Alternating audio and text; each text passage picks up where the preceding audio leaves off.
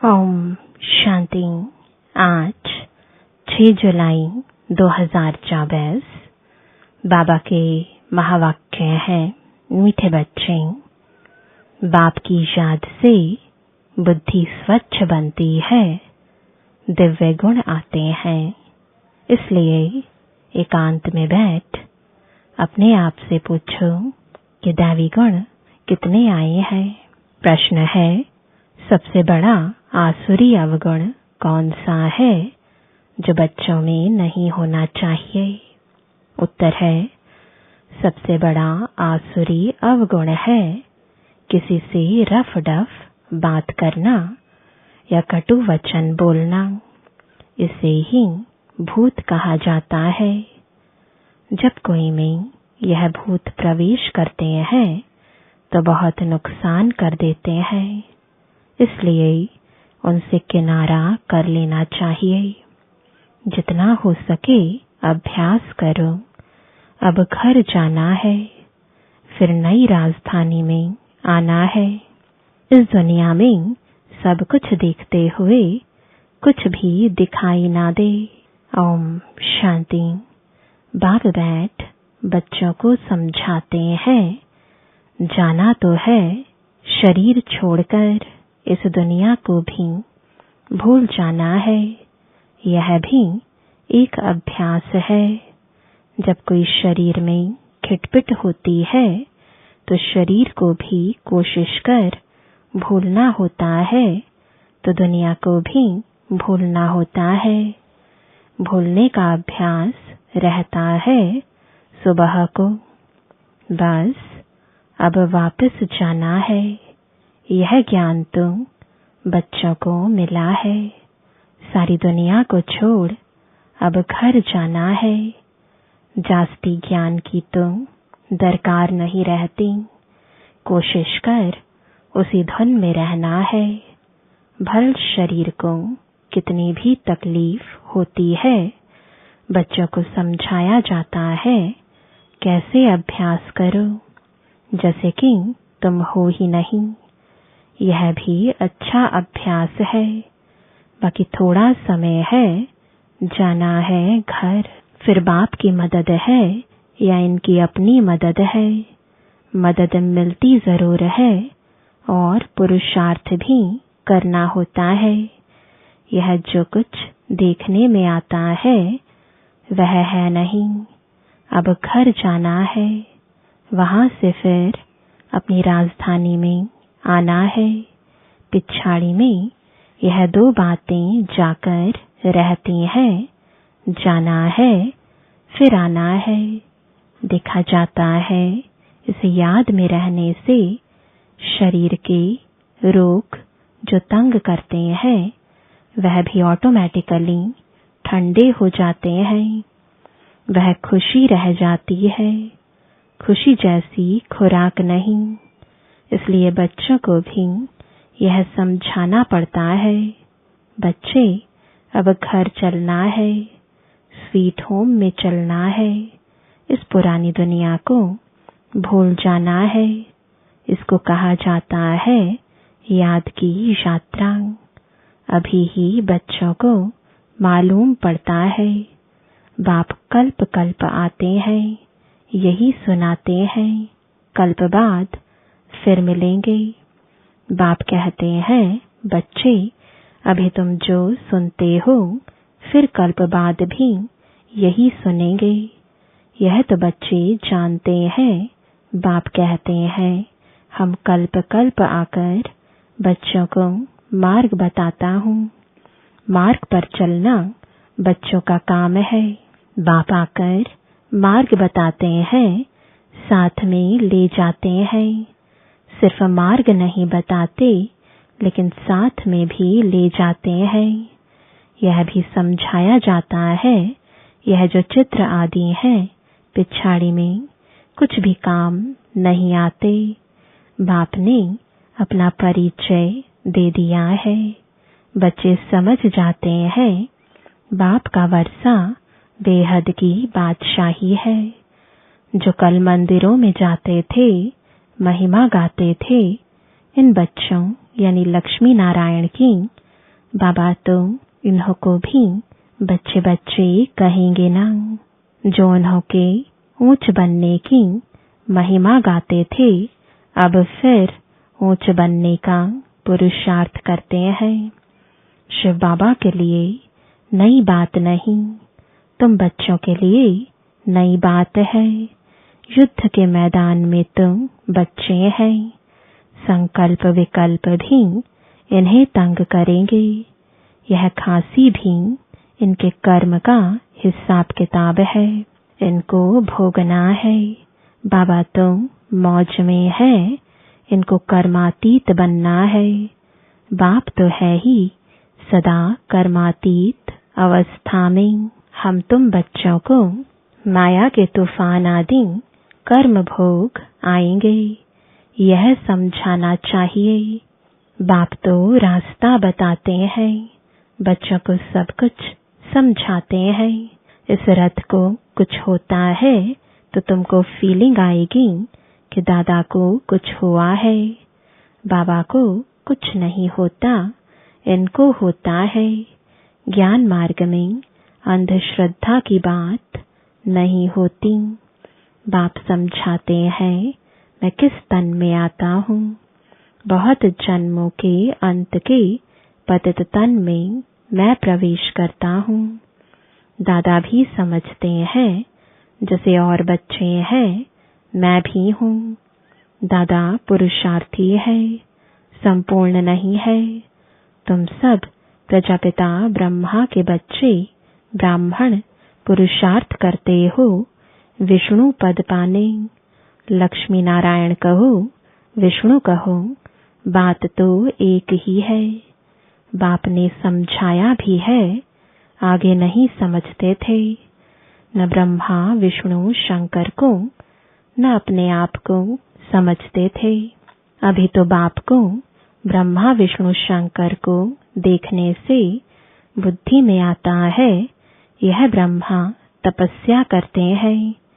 यही सफेद ड्रेस है। कर्मातीत अवस्था भी यहाँ होती है। इन एडवांस तुमको साक्षात्कार होता है, यह बाबा फरिश्ता बनेंगे।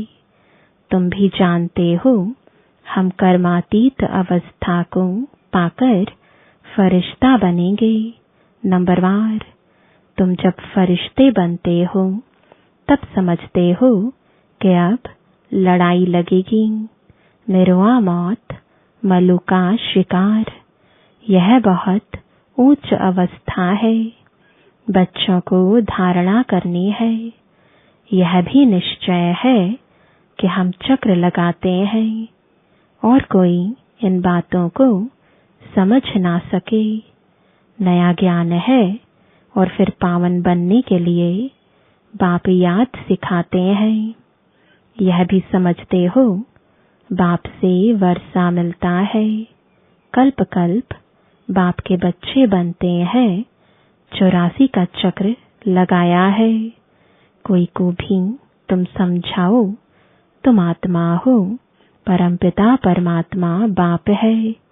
अब बाप को याद करो तो उनकी बुद्धि में आएगा, दैवी प्रिंस बनना है तो इतना पुरुषार्थ करना है। विकार आदि सब छोड़ देना है।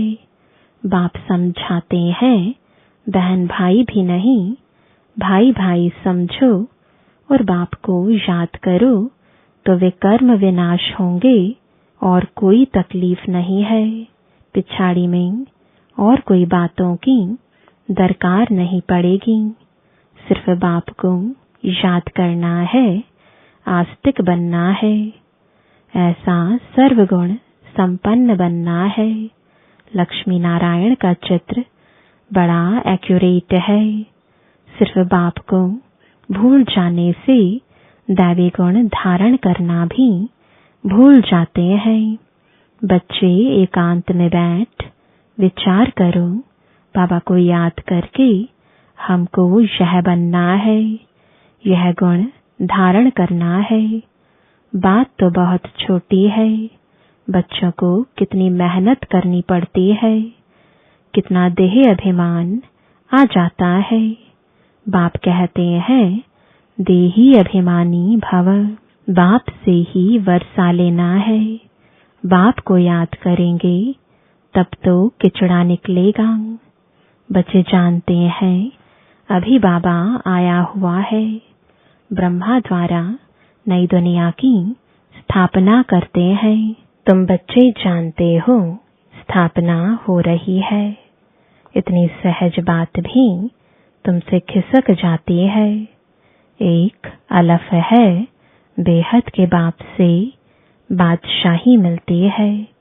बाप को याद करने से नई दुनिया याद आ जाती है। अबलाएं कुब्जाएं भी बहुत अच्छा पद पा सकते हैं। सिर्फ अपने को आत्मा समझ बाप को याद करो। बाप ने तो रास्ता बताया है। कहते हैं अपने को आत्मा निश्चय करो। बाप की पहचान तो मिली, बुद्धि में बैठ जाता है। अब 84 जन्म पूरे हुए, घर जाएंगे, फिर आकर स्वर्ग में पाट बजाएंगे।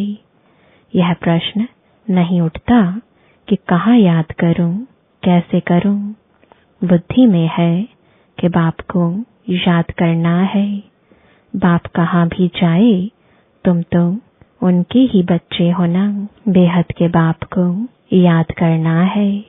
यहाँ बैठे हो तो तुमको आनंद आता है। सम्मुख बाप से मिलते हो। मनुष्य मूझ जाते हैं कि शिव बाबा की जयंती कैसे होगी। यह भी समझते नहीं कि शिवरात्रि क्यों कहा जाता है। श्री कृष्ण के लिए समझते हैं ना, रात को जयंती होती है, परंतु इस रात्रि की बात नहीं। वह आधा कल्प की रात पूरी होती है, फिर बाप को आना पड़ता है नई दुनिया की स्थापना करने। है बहुत सहज। बच्चे खुद समझते हैं सहज है। दैवी गुण धारण करने हैं, नहीं तो 100 गुणा पाप हो जाता है। मेरी निंदा कराने वाले ऊंच ठोर नहीं पा सकेंगे। बाप की निंदा कराएंगे तो पद भ्रष्ट हो जाएगा। बहुत मीठा बनना चाहिए। रफ डफ बात करना यह दैवी गुण नहीं है। समझना चाहिए यह आसुरी अवगुण है। प्यार से समझाना होता है।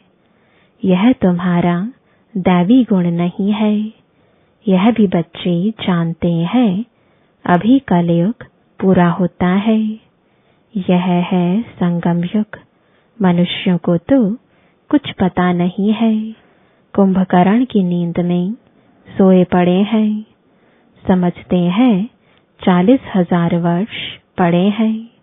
हम जीते रहेंगे, सुख भोगते रहेंगे।